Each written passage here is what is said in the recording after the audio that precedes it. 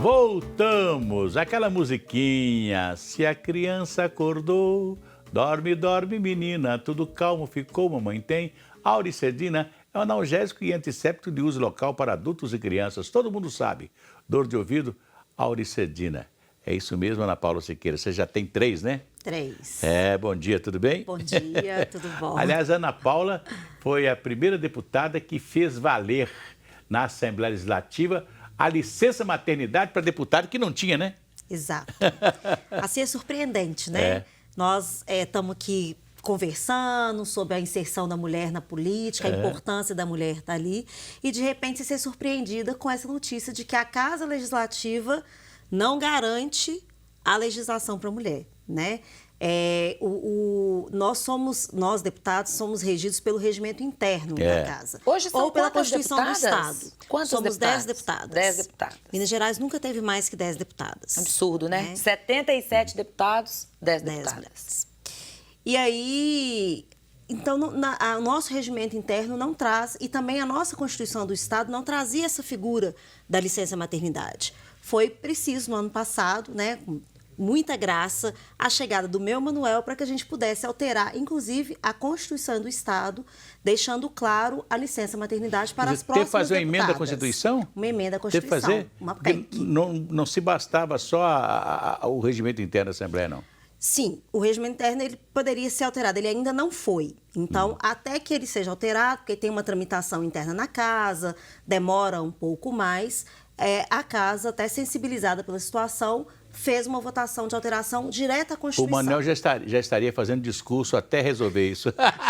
Exatamente. Então, né, até contamos muito com a sensibilidade das deputadas, dos deputados, para que a PEC pudesse realmente, no dia 20, salvo me engano, 21, finalzinho de dezembro, o último dia de atividade parlamentar na Assembleia em 2019, foi a formalização da PEC. Pois é, e o Dia Internacional da Mulher caiu no domingo, dia 8, ontem, né? Mas vocês na Assembleia já comemoraram e estão comemorando ainda. Sim.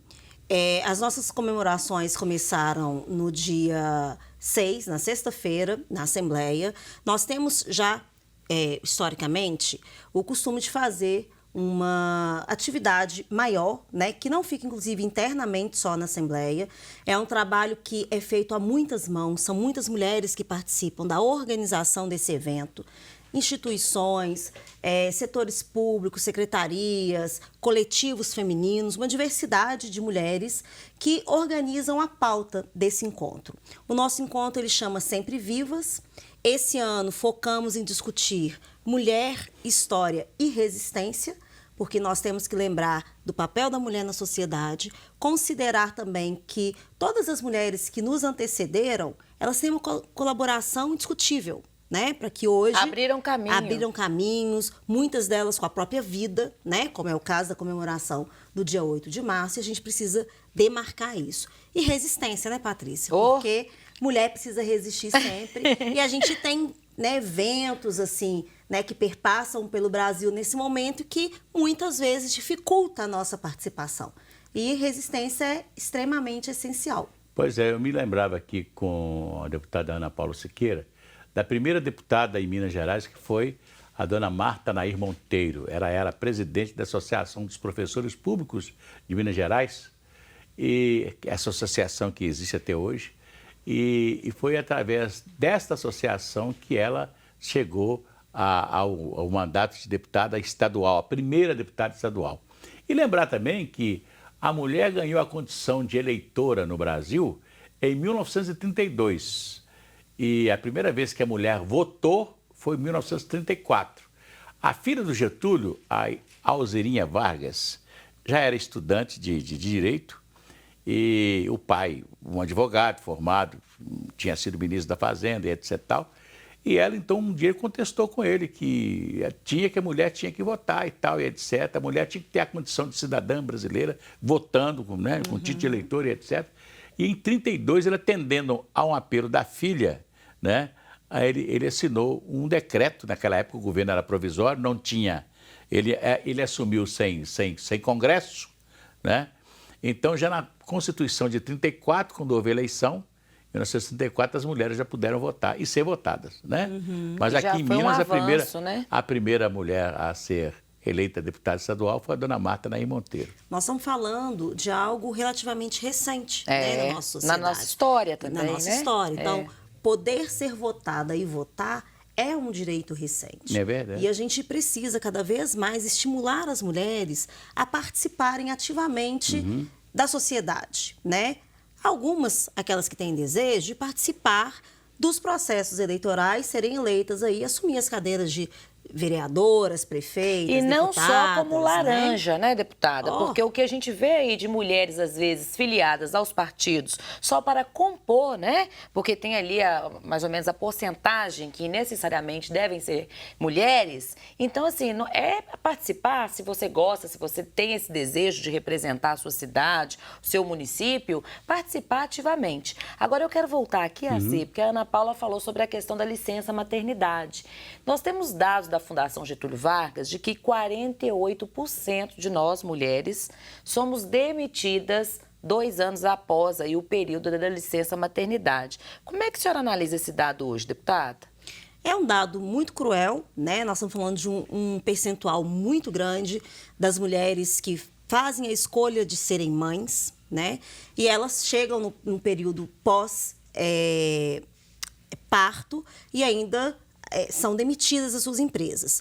Isso é uma mensagem que se passa, né? Será mesmo que a sociedade hoje ainda não consegue entender o papel conciliador que a mulher tem e a capacidade de administrar a sua vida profissional com a constituição das suas famílias? Eu pensei isso muito lá no parlamento. Quando eu fui questionada, eu falei assim, mas você está grávida, você é deputada, como que você vai fazer? Eu falei, eu vou fazer como a maioria das mulheres faz, conciliar a vida pública com a constituição das nossas famílias. Mas é um dado, Patrícia, alarmante. Muito, né? É impressionante. E a questão também das queixas, né? Esse ano nós falamos muito sobre a questão do feminicídio. Até o Acir Antão faz algumas ponderações, né, Acir? De que o feminicídio, após que foi muito Posso divulgado... criar a palavra?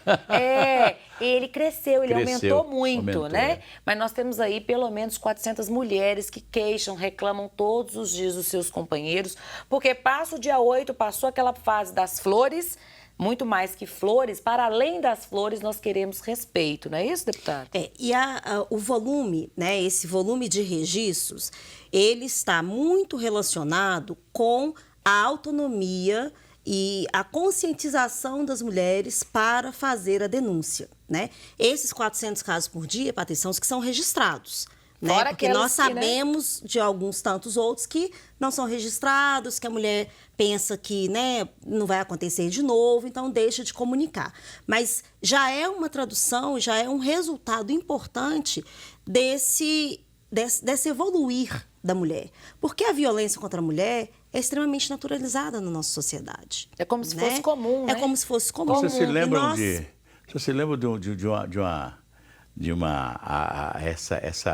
essa coisa comum de se maltratar a mulher? Foi antes de acontecer o caso do Bruno, né? Ah, sim, da Elisa Samúdio? Da Elisa Samúdio. Antes aconteceu que ele veio aqui julgar uma partida de futebol contra o Atlético e depois levou flamenguistas e atleticanos para o sítio dele, para uma noite de orgia, né? Aí um sujeito lá bateu numa mulher lá. E a mulher foi à polícia e deu uma confusão danada. E ele deu uma entrevista, gente, porque ele foi criado lá em Ribeirão das Neves, né, num lugar muito humilde, etc. Eu falei, gente, quem nunca viu um homem bater em mulher, isso é coisa comum lá na minha força. Quer dizer, ele achou que aquilo era comum. E fizeram estardalhaço porque o cara bateu numa moça daquela de programa e ele disse que aquilo era comum, um homem bater na mulher. Não é verdade? E aí, assim, olha, isso é super natural. É. A gente observa em depoimentos como esse, mas também até em algumas canções. Né? Tem músicas, depois a gente pode resgatar aqui na nossa memória, que exaltam essa questão da violência contra a mulher. E nós precisamos criar mecanismos e pensar formas de trabalhar contra isso. Eu apresentei um projeto de lei, né, no ano passado, que ele, em síntese, ele busca incluir no quadro de discussão formal da escola a Lei Maria da Penha. Porque é preciso que as pessoas tenham consciência do que é violência, dos mecanismos de denúncia, aonde pode recorrer, né? Nós temos que saber que a violência não é só a violência física, né? Aquela verbal que todo mundo também, vê. né? É verbal, é A nivelada. psicológica, né? Aquela que você retira os bens da mulher. A do Ou assédio seja, do chefe para o Tem uma Eu coisa muito acredito interessante que eu faço uma análise, sabe? Sabe, Ana Paula? Eu faço uma análise assim. E eu vi esse movimento, né? O chamado movimento de emancipação da mulher, né? E esse movimento ele chegou com a pílula, né? Quando a mulher não precisou mais, né?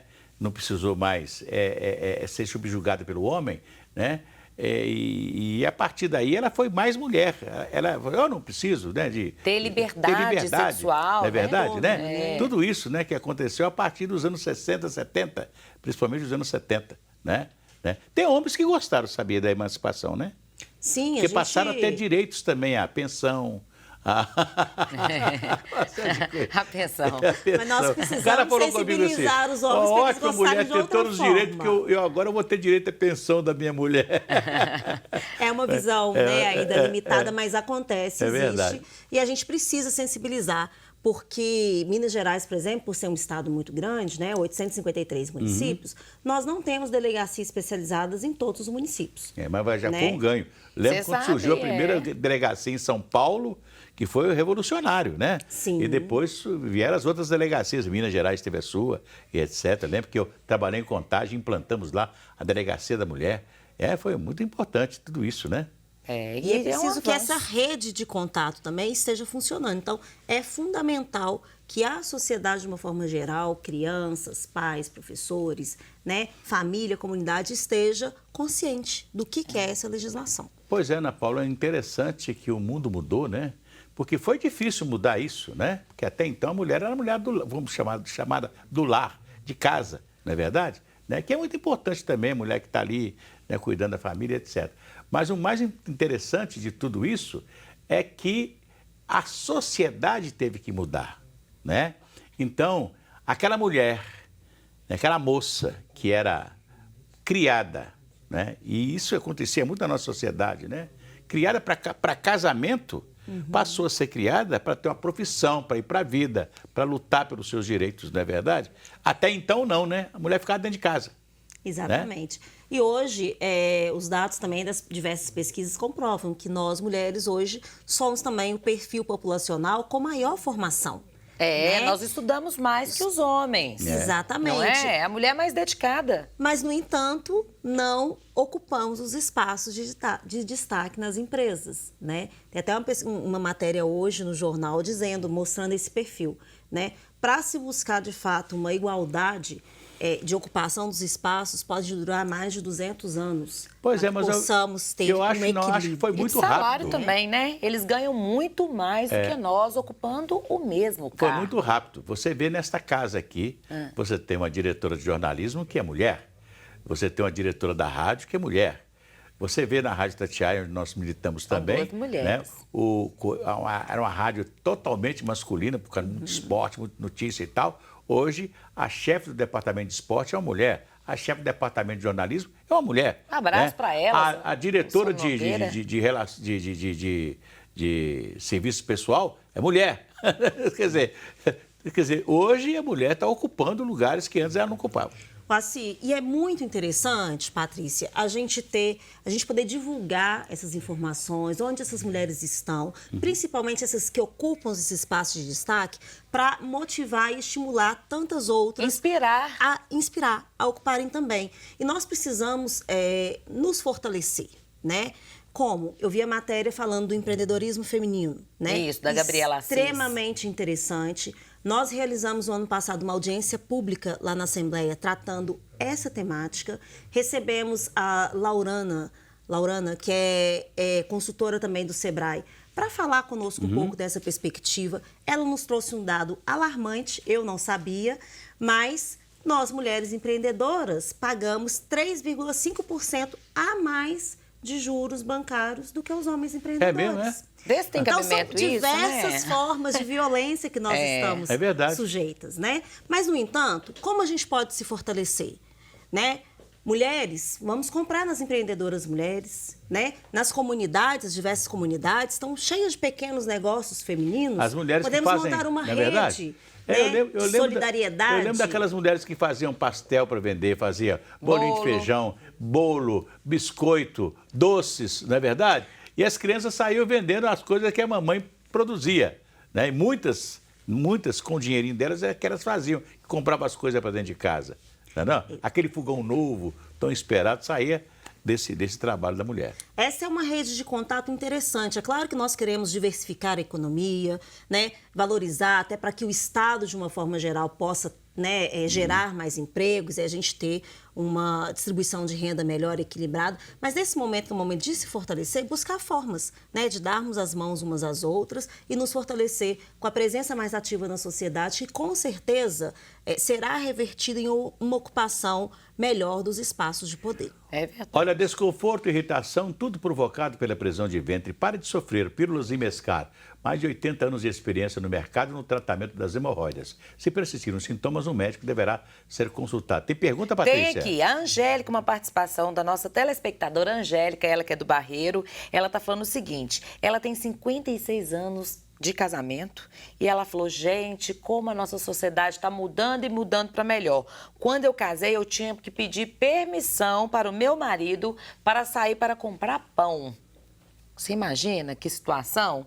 Hoje nós também já não admitimos isso mais, já não criamos as nossas filhas nesse sentido, né? Você imagina pedir permissão para comprar pão? Era assim. Muito antes, assim, pelo contrário, né, Patrícia? Hoje nós ainda estimulamos o compartilhamento da vida familiar, né? Hoje os maridos, especialmente o meu, toma conta das crianças. Claro, né? o meu também. Olha a alimentação, faz ajuda, as compras, né? E a gente fala ajuda, do né? lar. A gente ainda fala ajuda. Eu até me policiei aqui para não falar ajuda. Não é ajuda, é parceiro, exerce a parceria. Exatamente. Nós precisamos de estimular cada vez mais, que muitas vezes nós também, sabe? É verdade. Assim, a gente se coloca ali num segundo plano e nós não podemos. Não queremos, não é enfrentamento, né? Mas quando fica todo mundo no mesmo posicionamento, a gente tem uma vida melhor. Parceria. Né? A Rosângela dá tempo? Não vai dar tempo. Dá um abraço para ela, do bairro Nações Unidas. A gente responde depois. Queremos agradecer a Ana Paula Siqueira, que esteve aqui conosco, a nossa deputada. Lembrar de Metropax, faça o seu plano Metropax, 0800 726 0140. A gente volta outro dia, né, Ana Paula? Vem aqui, né, nossa deputada Ana Paula Siqueira, e vem aqui conversar conosco, vai ser muito bom. Joiacir, muito obrigada pelo convite. Nós temos muito trabalho lá na Assembleia, especialmente eu estou conduzindo os trabalhos da Frente Parlamentar em defesa da criança e do adolescente. Então temos outros assuntos para tratar aqui, que certamente interessará aí a muitas e muitos que nos acompanham. Vamos embora, Você é Patrícia? sempre muito bem-vinda. Obrigada, Vamos embora? Patrícia. Gratidão e alegria. Obrigada pela sua audiência. Até amanhã. Até amanhã, se Deus quiser.